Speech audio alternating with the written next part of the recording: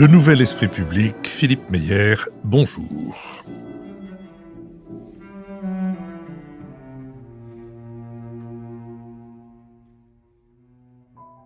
Bonjour, merci de nous avoir rejoints pour ce nouveau Nouvel Esprit Public et plus précisément pour cette émission thématique qui nous donne l'occasion de recevoir François Bougon. François Bougon, bonjour. Nous vous recevons à propos de la Chine et plus précisément de Xi Jinping.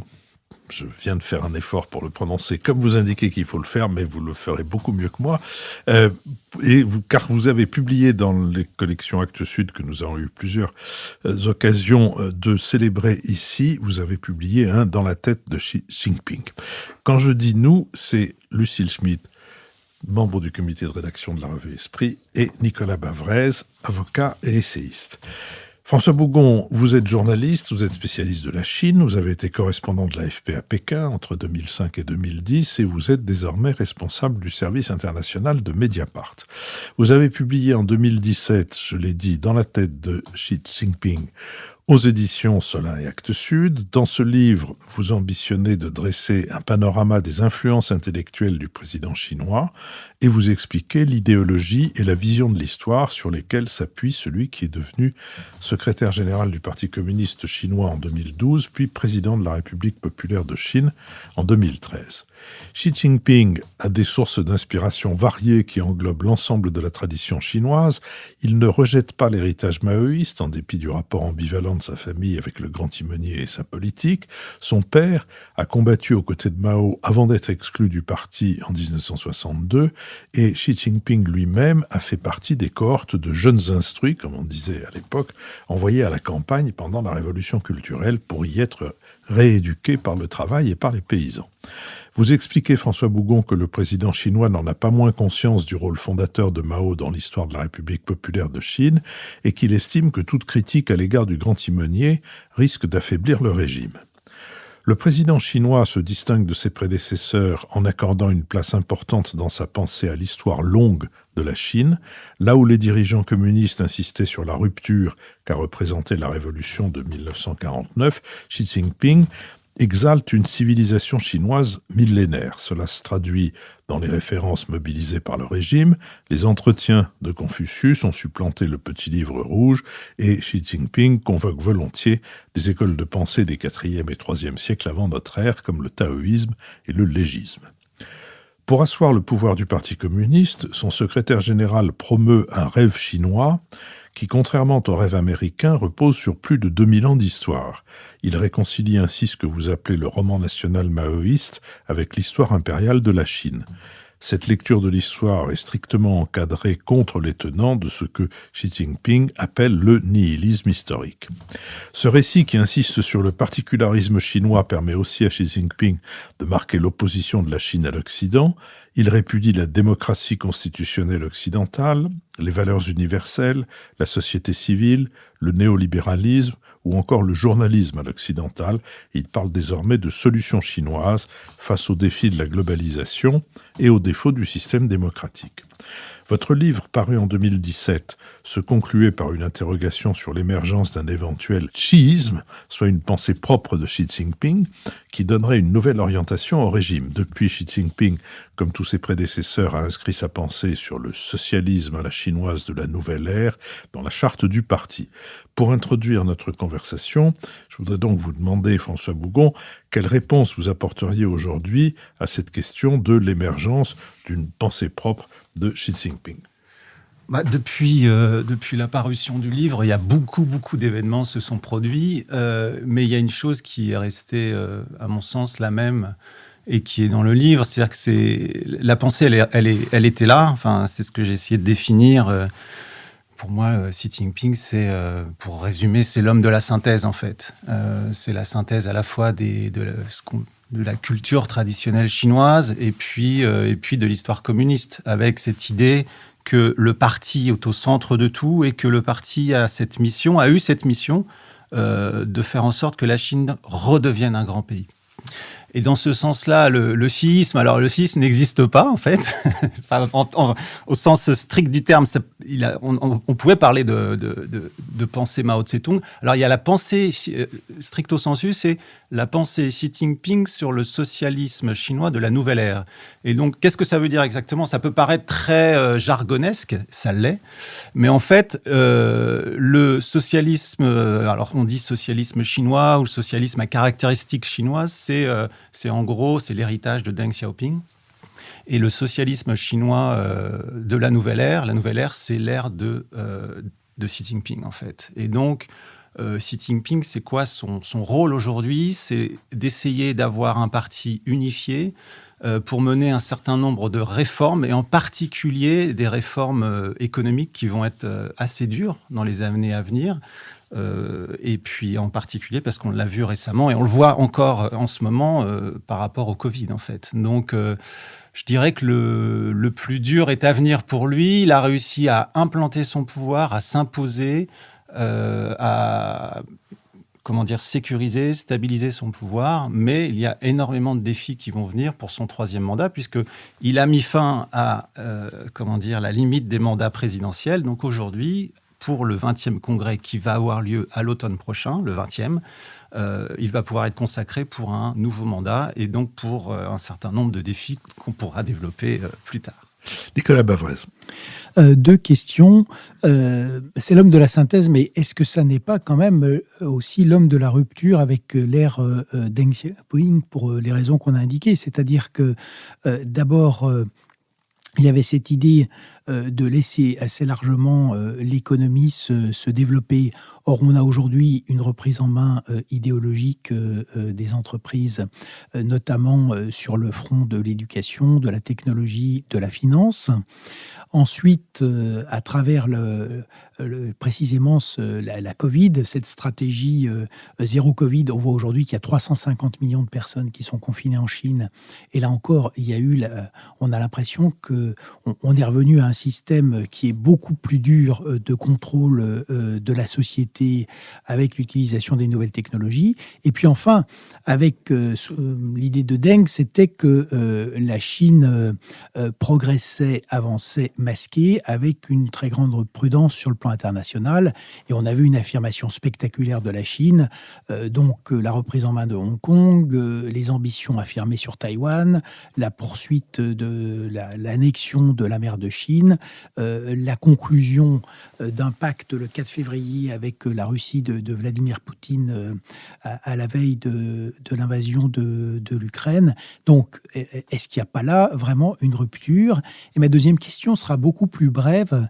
Elle porte justement sur le rapport entre le pouvoir et la réforme. Et il me semble que dans la personne de Xi, la relation à son père est très importante. Et il me semble que la conclusion qu'il a tirée, parce que son père, effectivement, était un des compagnons de Mao, il a donc été écarté, comme on l'a rappelé, du parti en 1962, et c'était un réformateur. Et donc, il me semble que la leçon que Xi a tirée, effectivement, de la purge qui a été infligée à son père, c'est qu'en réalité, la réforme échoue si elle n'est pas précédée par un contrôle très fort du pouvoir. Et que pour Xi, le pouvoir absolu et le contrôle du pays par le parti passe avant la réforme, et ça pourrait être une des grandes tensions des prochaines années. François Bougon. Moi, je dirais qu'en fait, quand je dis que c'est un homme de la synthèse, ça ne veut pas dire qu'il reprend tout l'héritage. Par exemple, il va reprendre une partie de l'héritage de Deng. Et en fait, je pense qu'on oublie, par exemple, que l'un des héritages principaux de Deng Xiaoping, c'est la décision de réprimer dans le sang la révolte, en tout cas le mouvement démocratique de Tiananmen. Et en fait, l'héritage de Deng, pour Xi Jinping, c'est plutôt ça. C'est qu'à un moment donné, le parti reprend en main la situation, quitte à verser le sang. La stabilité, la sécurité. Et en fait, on a gardé de Deng l'image du père des réformes, mais on a oublié que c'était aussi celui qui, à un moment donné, en 89, face à ce qu'il considère comme un chaos, décide de trancher dans le vif et fait intervenir l'armée pour réprimer un mouvement démocratique. Donc moi, je dirais que la synthèse de Xi Jinping, c'est un Deng, mais un Deng qui est plutôt celui qui décide de sauver le parti plutôt que de sacrifier la réforme. Sur Mao, c'est la même chose. Le Mao que Xi Jinping revendique, c'est pas le Mao de la révolution culturelle. C'est le Mao des années 40 et 50, celui qu'on présente comme étant celui de la nouvelle démocratie dans le jargon du régime. Et quand on regarde un texte qui est intéressant, qui a été adopté par le comité central en session plénière à la fin de l'année 2021, qui est la résolution historique, qui est la 3e de l'histoire du parti. La première, c'était 45 avec Mao, la deuxième en 80 avec Deng Xiaoping, et là, maintenant, avec Xi Jinping. Dans le texte, qui, en français, c'est 26 pages, résume bien ça. C'est-à-dire qu'en fait, ce qui reste de toute l'histoire mouvementée du Parti communiste, c'est le fait que c'est le parti qui doit mener la mission de sauver la Chine, et non seulement de la sauver, mais de la remettre au premier rang. Et donc, en fait, toutes les zones d'ombre, que ce soit celle de Deng ou celle de Mao, elles sont un peu mises sous le tapis, mais ces héritages-là sont totalement revendiqués, en fait, que ce soit du côté de Deng Xiaoping ou de Mao Tse-tung. Sur la question de la réforme, Xi Jinping, lui, revendique pleinement la réforme, en fait. Mais c'est une réforme qui est, totalement à sa façon, c'est-à-dire avec un secteur privé qui doit obéir au parti, quitte à mettre au pas, par exemple, une personnalité comme Jack Ma. Je pense qu'on n'a pas assez compris que le parti est en Chine un acteur très, très important. Il a laissé un peu, à un moment donné, plus d'espace, plus de respiration, que ce soit à la société civile, au secteur privé, etc. Mais le parti, en Chine, en tout cas selon la vision qu'en a Xi Jinping, a vocation à rester le leader, le maître, celui qui coordonne cet immense pays et qui a vocation à le diriger, à diriger les esprits, à diriger l'économie, en fait. Alors après, que ce soit considéré, c'est sûr que c'est une rupture assez forte avec l'idée qu'en avait Deng Xiaoping, en tout cas une partie des gens qui ont suivi Deng Xiaoping, qui étaient du côté des réformateurs. Mais je ne pense pas que ce soit une rupture complète, en fait, avec Deng Xiaoping. Et je pense que Deng Xiaoping, on a tendance à oublier que ce n'était pas simplement le père de la réforme, c'est celui aussi qui répète et qui dit, en fait, il ne faut pas oublier que on fait toutes ces réformes économiques, on laisse rentrer le capitalisme, mais c'est pour servir le Parti communiste. Et sur le père de Xi Jinping je ferais un peu comme Xi Jinping recommande au cadre du Parti communiste de faire, je ferais une petite autocritique sur mon livre. Alors, la figure du père, elle est importante pour Xi Jinping, mais en même temps, c'est quelqu'un qu'il a très peu connu. Il en a été éloigné assez longtemps. Ce qu'il a gardé, bien évidemment, c'est ce qu'on appelle en Chine les guanxi, en fait. C'est ces réseaux de relations qui ont permis quand même à Xi Jinping d'avoir... alors, bien sûr, il a été envoyé à la campagne, mais il a pu revenir très vite en 72, il a pu intégrer l'université Tsinghua, qui était quand même une université assez importante. Et en fait, très peu de jeunes qui étaient à la campagne pouvaient revenir comme ça à Pékin. Donc, en fait... Même si le père a été purgé dès 62, il a continué à être protégé par Zhou Enlai, qui était le Premier ministre, en fait. Et sa famille a continué à être plus ou moins protégée. Zhou Enlai a permis à la mère de Xi Jinping et aux enfants de revoir le père en 75, par exemple. Et alors, l'autocritique que je ferais, c'est la mère. Je pense que l'un des personnages intéressants et qui est un peu oublié, et que j'ai oublié, c'est la mère de Xi Jinping. Sa mère, c'est vraiment la communiste pure et dure. C'est celle qui lui a imprimé cette foi dans le Parti communiste, en fait. Parce que souvent, les gens me disent « Mais c'est incroyable, son père a été purgé, il a subi la main de fer de Mao Tse-tung, etc. etc. » Mais en fait, cette famille a été purgée, mais ils ont gardé la foi dans le Parti communiste. Quand Xi Chongxun, le père de Xi Jinping, est réhabilité, il envoie une lettre. Son premier document public, c'est une lettre qu'il envoie au quotidien du peuple dans laquelle il continue à professer sa voix dans le parti et dans Mao Tse-tung. Donc en fait, je pense qu'on ne peut pas comprendre la personnalité de Xi Jinping si on n'a pas ça à l'esprit. C'est-à-dire qu'il y a quand même cette idée presque messianique de la foi dans le Parti communiste qui vient je pense, d'une partie du père, mais aussi beaucoup de la mère. Lucille Schmitt. Je voulais prolonger la question de Nicolas Bavret sur, au fond, cette question de la refondation idéologique. C'est-à-dire que vous nous dites dans votre livre que Xi Jinping a un intérêt pour la culture occidentale. Vous nous dites par exemple qu'il aime Tocqueville. Vous dites aussi qu'il y a une espèce de jeu permanent sur la question de... Nous, on crée une vraie puissance communiste et ce qui s'est passé en URSS a été un drame. C'est-à-dire que le drame de la destruction de l'URSS, mais aussi la reconstruction de la Russie poutinienne, j'allais dire communiste, attention. Mais en tout cas, ce que rappelait Nicolas Bavret sur le fait qu'il y a eu un grand accord là, le 4 février 2022 entre Poutine et Xi Jinping est intéressant. C'est-à-dire qu'on reconstitue une alliance qui peut-être tient aussi à la nature des régimes. Ou est-elle pragmatique? Je n'en sais rien. Mais j'aimerais que vous reveniez sur cette refondation idéologique. Quel rôle y joue, au fond, la lecture de certaines œuvres? Comment est-ce qu'on a accès, lorsqu'on est chinois, à la culture? Au fond, vous rappeliez que la révolution culturelle, ça avait été d'envoyer les jeunes des villes à la campagne.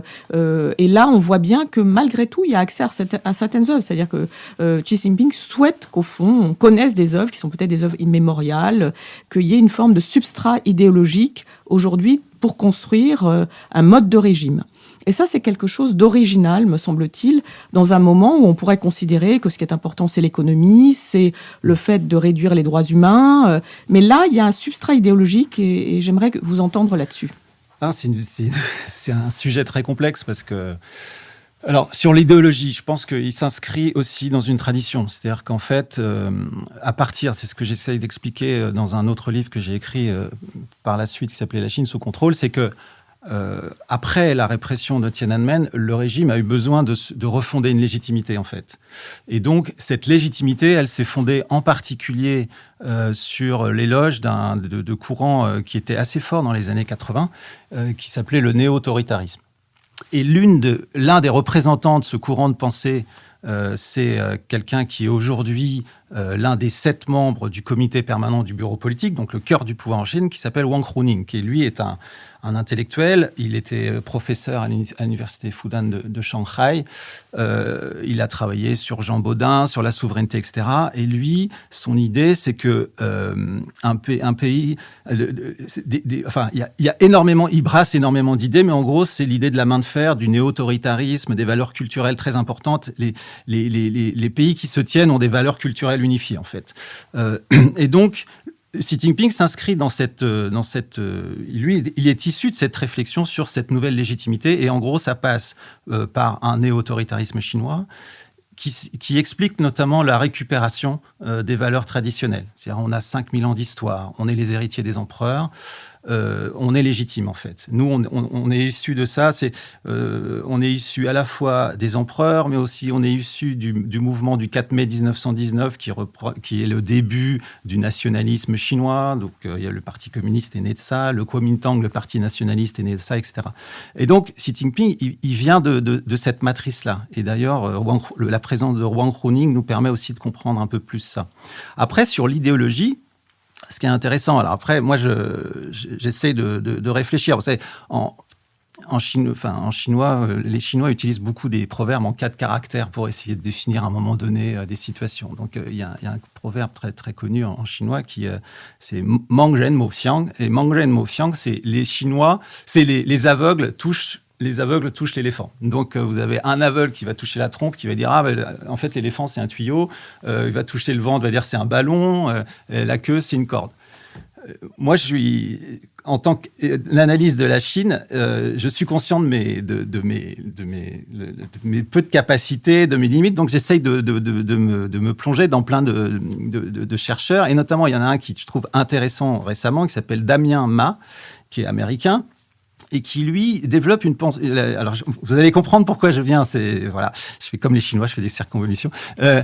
Lui développe le concept de rareté. Il lui dit, en gros, en ce moment, la Chine est confrontée à un problème de rareté. Donc, il a été dans un système économique où on dépensait, productiviste, recours aux exportations, etc. Donc, aujourd'hui, on est plutôt sur une rareté. Alors, c'est des conséquences écologiques, mais aussi une rareté parce qu'il y a de plus en plus par exemple, il y a de plus en plus d'étudiants. Donc, les jobs intéressants sont de plus en plus rares.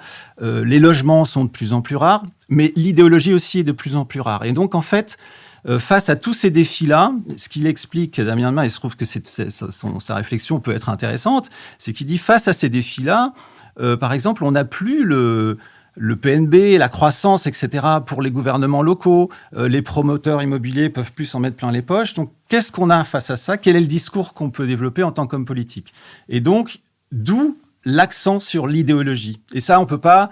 Et c'est vrai que ça fera, par exemple, au début le 25 avril, Xi Jinping s'est rendu à l'Université du Peuple de Pékin, qui est une université qui avait été fondée par le parti. Et en gros, il a fait tout un développement sur la nécessité d'avoir une idéologie, des jeunes qui croient dans le communisme, dans les gènes, ce qu'il appelle les gènes rouges, c'est-à-dire l'héritage communiste, la machin. Et donc, pour lui, cette idéologie, elle doit aussi constituer une sorte de carburant pour remplacer cette espèce de... En gros, le carburant avant pour la Chine, c'était quoi? C'était s'enrichir, c'était la croissance, c'était d'avoir le plus de PIB possible, etc. Mais même pour les gouvernements locaux, même pour les... Et donc aujourd'hui, il essaye, face à cette rareté, il dit, voilà, non, ce qu'on a, c'est une mission, c'est des idées, c'est une idéologie. Et en fait, on a une idéologie qui est concurrente aussi des valeurs occidentales. Et c'est ce qui me frappe aussi dans le discours qui change un peu, c'est de dire qu'il y a une idéologie chinoise, une tradition chinoise. On a des valeurs chinoises face aux Occidentaux. Donc voilà, c'est un peu complexe, mais on est typiquement dans une situation aujourd'hui où les défis sont tellement immenses que les questions, elles sont complexes aussi, en fait. Par rapport à Mao Zedong ou par rapport à Deng Xiaoping, Xi Jinping, il a une capacité de contrôle de la société qui est considérablement plus importante. Simplement, ce contrôle de la société, me semble, s'arrête aux portes où un problème commence, c'est-à-dire celui de la natalité. On peut surveiller les gens, on peut faire des tas de caméras partout qui font des identifications, des reconnaissances faciales, etc.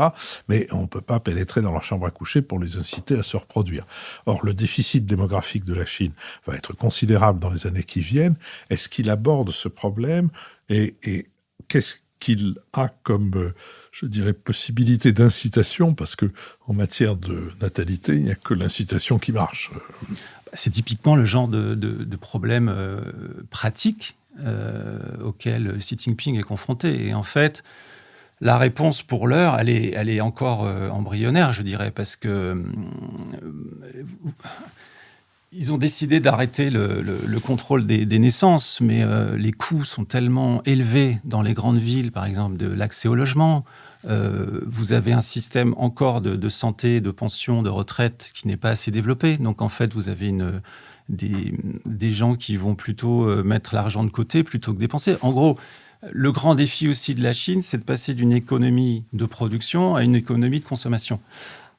Et donc, cela entraîne un certain nombre de défis. Et face, par exemple, au problème de natalité, il y a...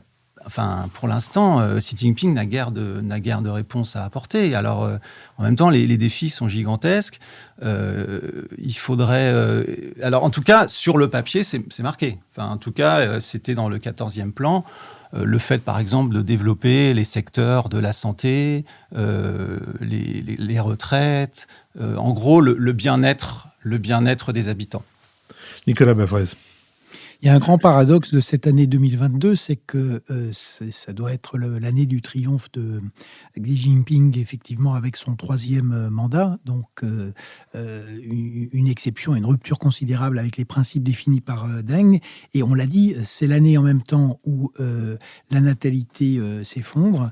Donc, il y a maintenant 10 millions de naissances pour 1,4 milliard d'habitants. C'est l'année également où l'économie souffre beaucoup, avec la reprise en main, on l'a dit, de secteurs comme la technologie, mais aussi le krach du secteur immobilier. C'est aussi une année donc, où l'économie souffre avec les confinements et la stratégie du Covid-0. Et puis on voit quand même que le choix de l'amitié sans limite avec la Russie pose quand même des difficultés parce que une des conséquences de cette guerre en Ukraine, qui par ailleurs se prolonge, c'est que le monde est en train, et l'économie mondiale est en train de basculer dans la stagflation. Et ça, c'est certainement pas à l'avantage de la Chine. Donc, la Chine va peut-être en fait mettre à long terme la main sur les matières premières et les richesses de la Russie, parce qu'aujourd'hui la Russie va être de plus en plus dépendante de Pékin. Mais comment est-ce que cette année 2022 apparaît quand même une année de tension extrême entre ce troisième mandat et une dégradation en fait assez profonde des conditions de vie et de l'économie chinoise. Je suis tout à fait d'accord avec ce que vous dites. Je pense que c'est pour ça que je disais que on a une image de Xi tout puissant, d'une Chine tout en haut, etc. Mais en fait, les défis sont à venir, les problèmes sont à venir. Je pense qu'il a mangé son pain blanc, si on peut dire. Mais je pense que le troisième mandat va être beaucoup plus compliqué. Juste un arrêt sur le troisième mandat. Vous le considérez comme acquis? Vous pensez qu'au congrès de l'automne, il ne se passera rien de majeur? Non, je pense pas. Enfin, il a. Si on regarde dans le détail, alors je veux pas faire de la pékinologie, je veux pas vous détailler le nom des gens qu'il a placés, etc. Mais en gros, depuis qu'il est arrivé au pouvoir, progressivement, il a éliminé un certain nombre de factions au sein du parti qui lui étaient opposées. Et donc, il a placé de plus en plus des hommes à lui, beaucoup d'hommes, pas beaucoup de femmes d'ailleurs. Et puis après, il s'est occupé de tout ce qu'on appelle le système de sécurité. Donc, policiers, services de renseignement, etc. Donc, il a quand même assuré sa stabilité personnelle en tant que leader du parti. Après, il ne faut pas non plus... je trouve que il ne faut pas oublier non plus que il n'est pas tout seul, Xi Jinping. En fait, il a réussi à mettre autour de lui un certain nombre de gens qui le soutiennent. Il a placé notamment... Alors, ce qui est intéressant de voir, par exemple, juste un détail, mais il a placé un certain nombre de personnes issues du secteur de l'armement et aérospatial, en fait. C'est des gens qui ont été placés à des postes de position, par exemple, de secrétaire du parti dans un certain nombre de provinces et qui ont été nommés au comité central et donc qui ont vocation à monter pour le prochain congrès au bureau politique. Donc ça, c'est intéressant de voir quelles sont les prochaines générations, parce qu'en gros, vous avez en ce moment, et Xi Jinping le premier, sauf que lui, il est plus atteint par la limite d'âge, mais tous ceux qui sont en dessous sont atteints par les limites d'âge, donc ils doivent partir. Donc ceux qui sont actuellement aux commandes, en gros, c'est ce qu'on appelle en Chine les post-années 50. C'est ceux qui sont nés après 1950, qui ont vécu le pire de Mao Tse-tung. Et ils vont être remplacés par ceux qui sont nés après 1960, qui ont vécu le meilleur de Deng Xiaoping. Donc c'est aussi une génération qui a une vision différente du monde. Donc ça va être intéressant aussi de voir comment ces gens-là se frottent au pouvoir et comment éventuellement ils influencent. Je ne pense pas qu'il y ait un changement radical, mais il va y avoir quand même des frottements. Moi, ce qui me frappe, vous parliez de Mao Tse-tung, de Deng Xiaoping, etc., c'est que un autre défi de Xi Jinping, et on le voit bien aujourd'hui avec la politique zéro Covid et les résistances que ça rencontre, notamment à Shanghai, c'est que la société, elle est beaucoup plus diversifiée, beaucoup plus vivante, beaucoup plus ouverte sur le monde, bien qu'il y ait cette espèce de chape de plomb idéologique. Donc, il est aussi obligé de tenir compte de ça. C'est-à-dire qu'à un moment donné, on n'est pas très loin du 20e congrès. Je veux dire, les résistances qui sont rencontrées à Shanghai et à Pékin, et le parti, c'est pour ça que le parti... Il y a eu un autre enseignement de l'histoire du parti, c'est que c'est un parti darwinien. C'est un parti qui s'adapte en permanence en fonction des événements, des contextes, etc. On l'a vu en 89, mais on l'a vu en 66, on l'a vu en 76. C'est un parti qui est en permanence en train de s'adapter aussi aux évolutions de la société. Donc voilà, c'est ça qui va être intéressant. Moi, en tant que personne qui s'intéresse à la Chine depuis des années, je me garde de faire aucune prédiction, parce que la plupart des gens qui se sont prêtés à ce jeu de la prédiction sur la Chine se sont tous trompés. Donc, on peut juste essayer de voir des faits. Ce que je peux dire, c'est que pour moi, il n'aura pas beaucoup de problèmes pour le troisième mandat. C'est évident qu'il va être assuré d'un troisième mandat à la tête du Parti communiste, mais que les années à venir vont être particulièrement compliquées et intéressantes du point de vue des observateurs. Lucile Schmitt. Oui, nous, on est encore plus des aveugles face à l'éléphant que vous. Hein. Mais rappelons que Xi Jinping, lui, est né en 1953, donc comme vous le disiez, donc il a fait partie de la génération qui a le plus subi par rapport à Mao Zedong. Moi, je voulais vous interroger justement sur cette question de la limite d'âge, puisqu'on voit bien, vous parlez de génération, 1953, ceux qui sont nés après 60, etc. On évoque le fait qu'il serait peut-être un nouveau Brejnev, parce que justement, la question de la limite d'âge, il l'a fait bouger pour se maintenir au pouvoir. En tout cas, est-ce que vous pourriez nous dire comment est-ce qu'il compte assurer sa succession ? Est-ce qu'il y pense ? Est-ce qu'il y pense pas du tout ? Mais c'est un sujet, c'est-à-dire que faire bouger la limite d'âge, ça veut dire que d'une certaine manière, on ne pense pas à sa succession. Je pense que ça, c'est un point important. Et la deuxième chose qu'on a en tête, traumatisée par ce qui se passe en Ukraine, c'est évidemment la question de l'agressivité vis-à-vis du monde extérieur. On évoquait en début d'émission ce qui s'est passé à Hong Kong, la répression démocratique. On pense tous aux grandes manœuvres par rapport à Taïwan. Qu'est-ce qu'on peut imaginer par rapport à cette extension impérialiste qui n'est pas seulement idéologique de la Chine ? Comment est-ce que vous imaginez les choses ? Voilà mes deux questions. Et en ce sens, puisque vous nous disiez que Xi Jinping n'est pas seul, est-ce que vous pensez que cette espèce de personnalisation du pouvoir à laquelle on assiste peut dépasser justement sa personne ? Et est-ce que cette espèce d'agressivité, cette offensive, menée sur fond de société qui par ailleurs est plus démocratique, comment est-ce que ça peut s'organiser et comment est-ce qu'on peut voir, je dirais, l'avenir à 10-15 ans ? François Bougon. Alors, en fait, je reprendrai sur la question du pouvoir personnel, de la limite d'âge et d'éventuelles brejnevisation. Ce que disait Nicolas Bavrez sur les ruptures, et je pense que c'est l'une des principales ruptures avec Deng, et maintenant j'y pense, c'est que la principale rupture, c'est justement le fait d'avoir remis en cause ce fonctionnement collectif du parti, en fait. Alors, il remet en cause le fonctionnement collectif du parti dans la mesure où il assume tout d'un coup un culte de la personnalité qu'on n'avait pas vu depuis Mao, en fait. Et c'était une des erreurs dans laquelle le parti ne voulait pas retomber, parce qu'ils ont vu l'impasse où ça pouvait conduire, en fait, de faire confiance en un seul homme. Donc ça, pour moi, c'est la principale question. C'est-à-dire que le parti avait trouvé quand même cette espèce de formule où vous nommiez, par exemple, Xi Jinping, il a commencé à intégrer le bureau politique, je crois, en 97, où voilà, Hu Jintao, il avait été désigné 10 ans avant, qu'on savait que ça allait être le successeur, etc. Donc ça permettait, d'une certaine manière, un tuilage, comme on dit dans le monde des entreprises.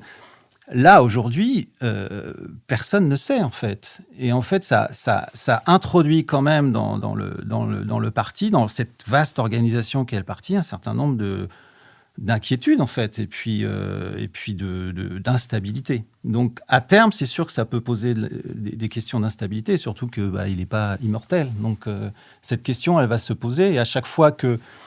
Et c'est ce face à quoi Mao s'était trouvé. C'était qu'à chaque fois qu'on désignait un successeur, le successeur, il a vocation à être éliminé. Donc, vaut mieux ne pas avoir la position de successeur dans ce cadre-là.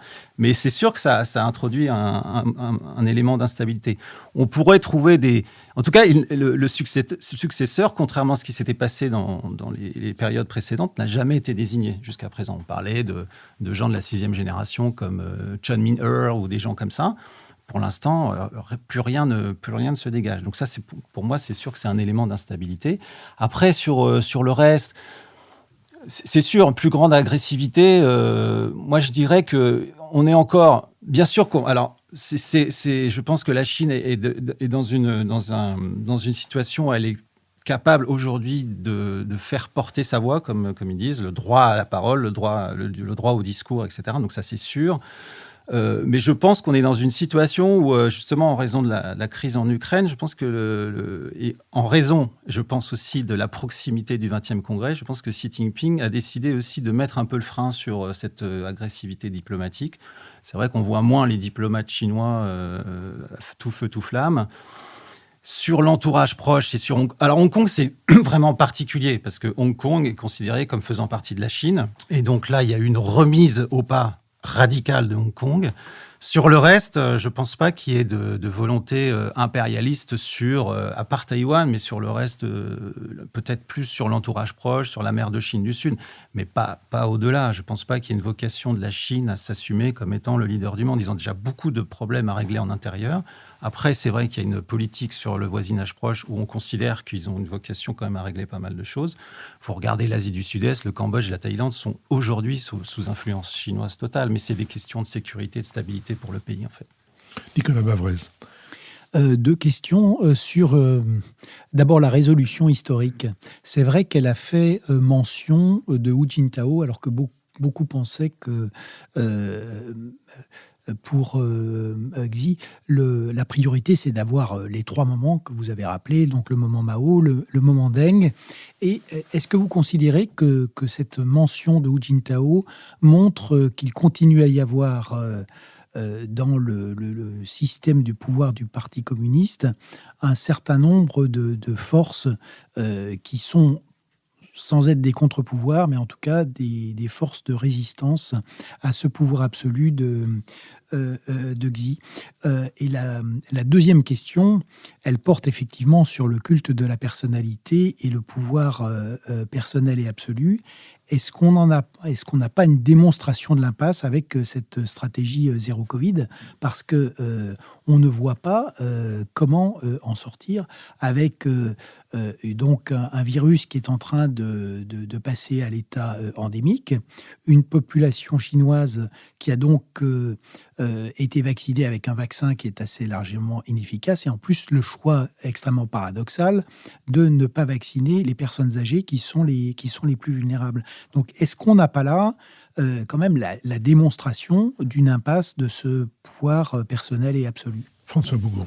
Sur la deuxième partie, qui est plus une affirmation qu'une question, je suis totalement d'accord avec vous. Je pense que c'est ce système que Xi Jinping a mis en place présente un certain nombre d'avantages. C'est-à-dire, il a recentralisé, il recontrôle beaucoup plus, etc. Mais le revers, c'est qu'on aboutit à des décisions qui, par moments, sont totalement incompréhensibles. Et cette politique de zéro Covid, aujourd'hui, n'est pas du tout acceptée par la population. Il suffit de regarder Alors, il y a la guerre en Ukraine, donc c'est vrai qu'on ne regarde pas beaucoup la situation en Chine, mais Shanghai, c'est un chaos, en fait. C'est quand même une population qui est emmenée de force dans des hôpitaux où rien n'a été prévu. En fait, il y a une désorganisation totale. Et donc, ça va complètement à l'encontre du discours. Alors après, il va se passer sûrement ce qui se passe généralement dans ces cas-là en Chine, c'est que celui qui va en payer le prix, c'est le secrétaire du parti de Shanghai, qui lui aussi avait vocation à monter au moment du congrès et qui, à mon avis, va en payer le prix politique.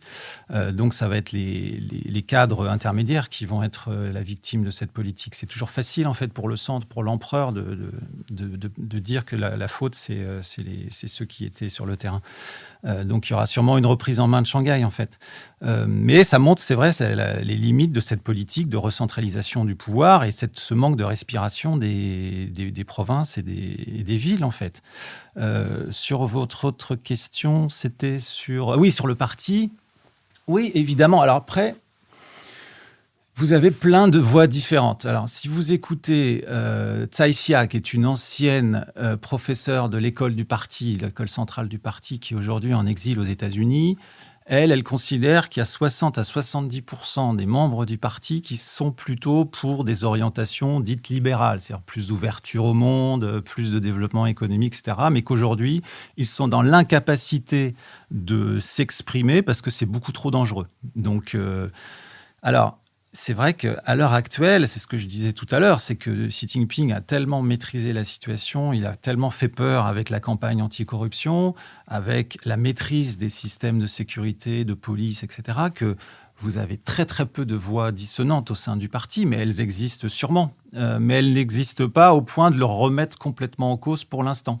On pourrait voir émerger, je pense, des critiques de plus en plus vives, mais dans les années à venir, il faut aussi que ces gens-là puissent s'organiser non pas en faction, mais en tout cas en courant de pensée, puissent établir des rapports de force, etc., ce qui n'est pas encore le cas au sein du parti aujourd'hui. C'est-à-dire que si vous lisez la résolution, c'est tout le monde doit être autour de Xi Jinping. Xi Jinping, c'est lui qui a qui a pensé ce socialisme chinois de la nouvelle ère. Donc en fait, s'attaquer aujourd'hui à Xi Jinping, c'est d'être considéré comme un traître à l'heure actuelle en tout cas.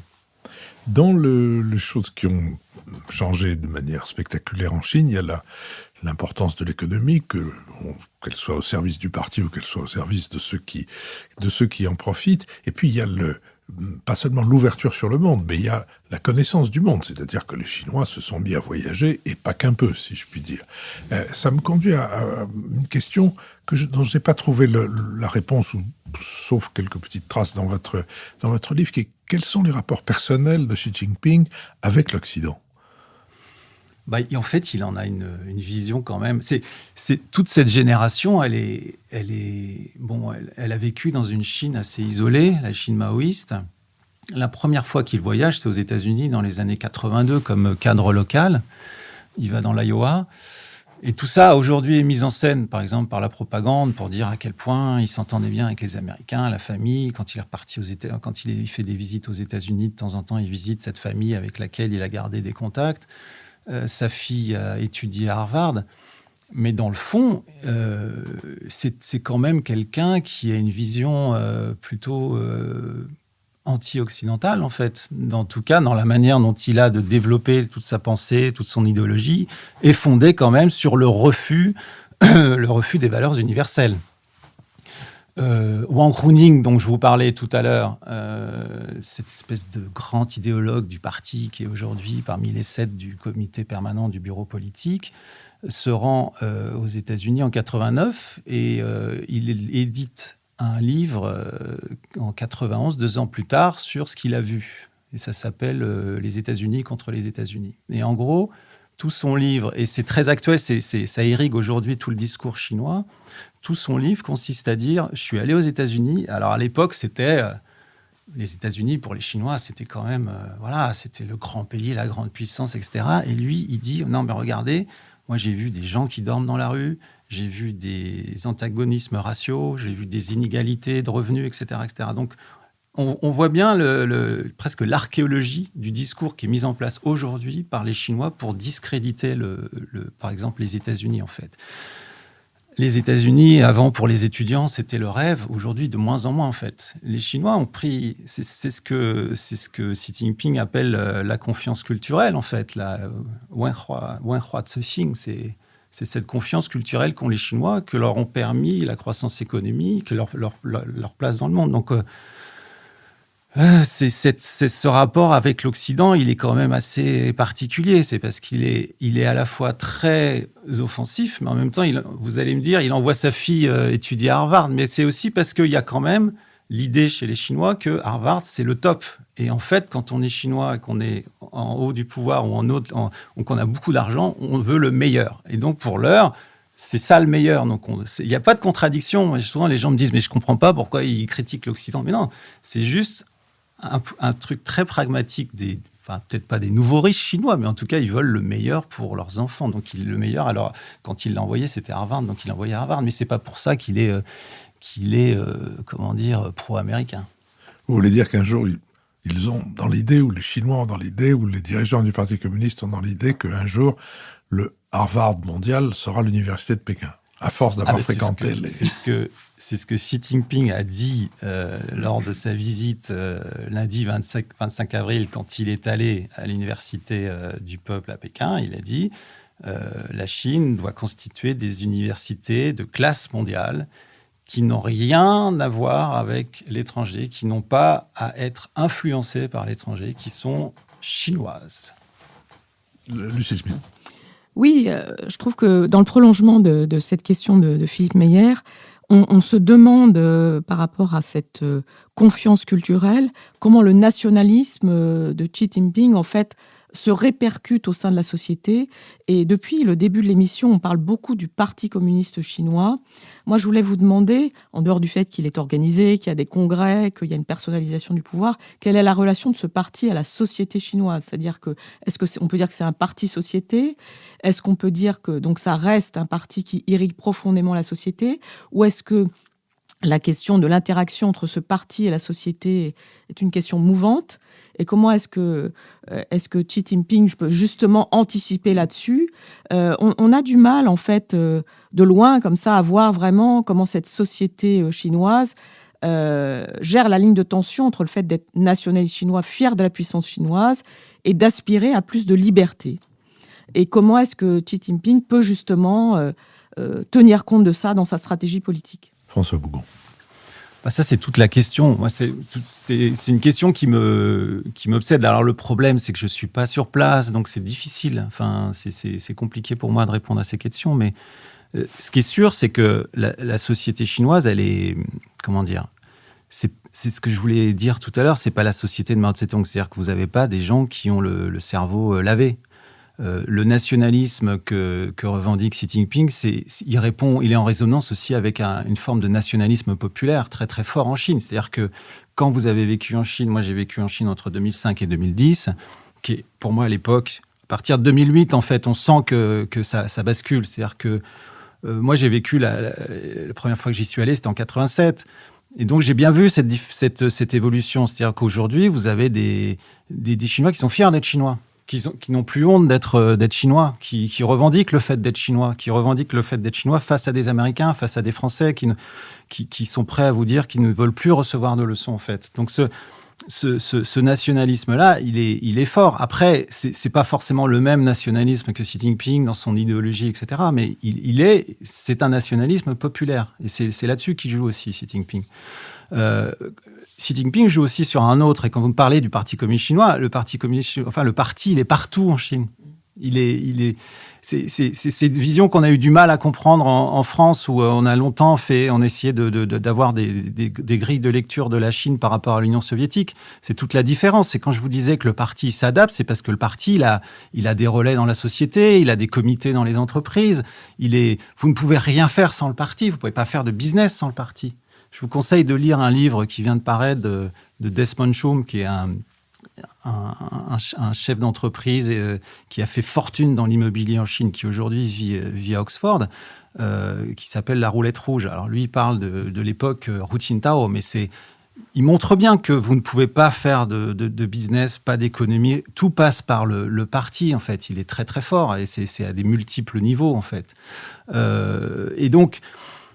La société chinoise, il y a une société civile, mais elle a été complètement réprimée par Xi Jinping, parce que Xi Jinping, à son arrivée... Alors, ce qu'il faut comprendre aussi, et puis j'arrêterai, mais ce qu'il faut comprendre, c'est que Xi Jinping, il naît aussi d'une vision qui n'est pas simplement la sienne, c'est que dans les années 2008, à partir de 2008 jusqu'en 2012, il y a une société qui explose en Chine, dans tous les sens, à la fois positif, avec une presse de plus en plus libre, des gens qui s'expriment sur les réseaux sociaux. Puis le côté négatif, c'était la corruption endémique faite du parti. Donc la réponse, c'est Xi Jinping et les fils, ce qu'on appelle les princes rouges, c'est-à-dire ces enfants des révolutionnaires de la première époque, donc Shi Tongxun, Bo Xilai, donc qui lui plus tard sera purgé, mais leur réponse, c'est de dire, en fait, face à la corruption endémique du parti, il faut revenir aux fondamentaux, il faut revenir à la longue marche, ce qu'ont vécu nos parents. On va sauver l'héritage de nos parents. Et Xi Jinping, il vient de là. C'est donc le seul remède pour eux, c'est la main de fer face à la corruption. Et c'est pour ça aussi qu'il a été populaire dans ses premiers mandats, c'est qu'il a lutté contre la corruption, qui était quand même un phénomène où en Chine, ça devenait impossible pour tous les gens. Donc voilà, alors aujourd'hui, la difficulté, c'est que la société civile, elle essaye de s'exprimer via les réseaux sociaux, il y a la censure, etc. Mais c'est-à-dire que le parti, il faut imaginer que c'est un corps qui essaye de s'adapter à une société qui est de plus en plus vivante, qui de temps en temps la conteste, donc il s'adapte, et après il revient, il essaye de prendre la main. Donc c'est ça le Parti communiste en Chine. Nicolas Bavrez. Je voulais prolonger, mais tout à fait à l'autre bout, si je puis dire, en regardant les relations de la Chine avec l'extérieur. Parce qu'en ce moment, on est quand même dans un mouvement de fermeture très important. Dans l'héritage de Xi, il y a cette vision du rêve chinois et de la projection du rêve chinois à travers les nouvelles routes de la soie. Dans un premier temps, ça a eu un assez grand succès. Ça participait d'ailleurs d'une volonté d'encerclement de l'Occident à partir d'un certain nombre de pays du Sud, notamment en Asie ou en Afrique. Mais on a l'impression que là encore, ce rêve chinois et la stratégie des nouvelles routes de la soie est en train de patiner. Elle rencontre de plus en plus d'opposition. On voit par exemple ce qui se passe aujourd'hui au Sri Lanka surendetté. On a aussi des manifestations au Pakistan, alors que c'est un pays quand même qui est très proche. Également en Afrique, des mouvements d'opposition ou de protestation contre la présence et la mainmise de la Chine. Qu'en pensez-vous ? Contre l'arrogance chinoise, pour reprendre un mot. C'est un des gros défis aussi de Xi Jinping, c'est le défi diplomatique. C'est-à-dire qu'aujourd'hui, et vous avez raison, tous les efforts qu'il a... Alors, il a sorti un nouveau concept, je crois, récemment, diplomatique. Mais en fait, je pense que la difficulté... Alors, je pense que la crise du Covid, la pandémie du Covid, je pense, marque aussi un point, un tournant en fait dans l'image qu'un certain nombre de pays avaient de la Chine. Alors les pays occidentaux n'en parlons pas, mais en fait ça se propage aussi à des pays qui étaient en tout cas des continents qui étaient traditionnellement plus ouverts comme l'Afrique ou l'Amérique latine. Et je trouve que c'est assez intéressant. La métaphore est intéressante, c'est-à-dire qu'aujourd'hui la Chine s'est coupée du monde en fait. De fait, avec sa politique zéro Covid, elle s'est coupée du monde. Et elle a du mal à trouver une autre voie. C'est-à-dire comment elle va retisser des liens avec le monde. Et c'est ça, moi, je trouve, quand on parlait des défis qui sont à venir pour le 3e mandat de Xi Jinping, ça va être un des gros défis. C'est pas simplement des défis intérieurs, mais vous avez raison, c'est des défis extérieurs, renforcés en plus avec la crise, la guerre en Ukraine. C'est-à-dire qu'il y a aussi une certaine incompréhension des pays occidentaux vis-à-vis de la position chinoise, mais ils n'iront jamais avec les Occidentaux. Ils vont rester près de Moscou. Ils vont faire exactement la politique qu'ils ont faite avec la Corée du Nord. C'est-à-dire que c'est un allié. De temps en temps, on peut avoir des points d'accord avec les Occidentaux pour si jamais ils considèrent que Poutine va trop loin, mais il est hors de question de se mettre avec les Occidentaux contre Moscou. Ils ont un ennemi commun qui est les valeurs universelles occidentales. En dépit de la présence de Lucille Schmitt, nous n'avons pas, et nous sommes pourtant arrivés dans la dernière ligne droite de cette émission, évoqué le rapport de Xi Jinping avec la question écologique, qui en Chine n'est pas un petit problème. Donc voilà, je me substitue à Lucille pour vous poser la question de sa position à l'égard de ces questions, à la fois sur le plan national et international. Officiellement, c'est aussi l'une des grandes priorités des années à venir pour Xi Jinping, c'est ce qu'il appelle une civilisation écologique. Alors, il faut faire attention, c'est-à-dire que la civilisation écologique chinoise n'est pas du tout celle, par exemple, de Yannick Jadot, je pense. Il y a à la fois... C'est plutôt celle de Madame Rousseau ou... Non, même pas. Non, mais il y a quand même cette volonté de prendre en compte les dégâts des 30 ans de croissance, de productivisme, d'extractivisme, mais en même temps de maintenir une économie à flot. Donc, on l'a bien vu avec les Jeux Olympiques d'hiver. C'est-à-dire que c'était présenté comme des Jeux écologiques verts, mais ça s'est fait, par exemple, par la destruction d'espaces naturels, de milieux naturels à côté dans un certain nombre pour construire des pistes de ski, etc. Donc, en fait, la priorité, alors on va vous dire, c'est de respecter l'environnement, de faire en sorte que les gens soient mieux, mais en fait, quand il s'agit de définir une priorité, c'est quand même la croissance qui est mise en avant. Et puis, par ailleurs, c'est des priorités, par exemple, des secteurs comme le nucléaire ou des choses de ce genre. Voilà. Oui, on sait qu'il y a tout un débat d'ailleurs sur la question nucléaire, qui est-ce qu'il faut considérer ou pas le nucléaire comme une forme d'énergie verte. Donc ça, on peut le comprendre, et c'est aussi un débat français. Non, moi, ce qui me semble important, c'est que je pense que Xi Jinping a compris que l'écologie pourrait être un élément de la puissance. Et certes, il n'est pas venu à la COP26 de Glasgow, mais la contribution chinoise était très intéressante en termes d'objectifs, de sortie, effectivement, d'arriver à la neutralité carbone. Et est-ce que vous ne pensez pas surtout que sur la question écologique, il y a d'une part ce qui peut travailler la société chinoise en termes de mode de vie plus écologique et donc de qualité de vie par rapport à ce que subissent les Chinois en termes de pollution, en termes de catastrophes industrielles aussi. Et puis, il y a les éléments de la puissance et la projection vers l'extérieur que peut offrir l'enjeu écologique, notamment vis-à-vis des États-Unis, mais bien sûr aussi de l'Union européenne. François Bougon. Oui, alors là-dessus, je suis d'accord. C'est un élément de diplomatie indéniable. Il y a un discours très volontariste. Après, c'est toujours le même problème en Chine. C'est-à-dire que vous avez une décision qui est prise au centre. Et après, pour faire appliquer les décisions au niveau plus inférieur, c'est beaucoup plus compliqué. C'est-à-dire que vous avez un énorme paquebot avec des différences entre la province du Guangdong, celle du Guizhou, celle du Zhejiang, etc. Tout ça, et en fait, après, il y a aussi des questions d'application. Vous avez énormément, alors c'est un peu comme la France, énormément de lois, de règlements, etc. Mais après, pour les faire appliquer, il n'y a personne. Enfin, le ministère de l'Environnement, c'est très, très peu de gens. Donc, vous êtes confronté au-delà des discours, vous êtes confronté à des réalités qui sont assez prosaïques, en fait, sur comment vous faites pour faire appliquer quand vous avez une usine qui pollue et que personne ne peut la faire fermer, en fait. Alors après, vous aviez avant une société civile, etc. Mais aujourd'hui, comme ils sont réprimés, c'est très compliqué. Voilà, je pense que... François Bougon, merci pour prolonger cette conversation donc dans la collection Dans la tête de Dans la tête de Xi Jinping, mais aussi vos deux autres livres sur la Chine sous contrôle et Hong Kong l'insoumise, qui sont tous les ces trois livres également disponibles.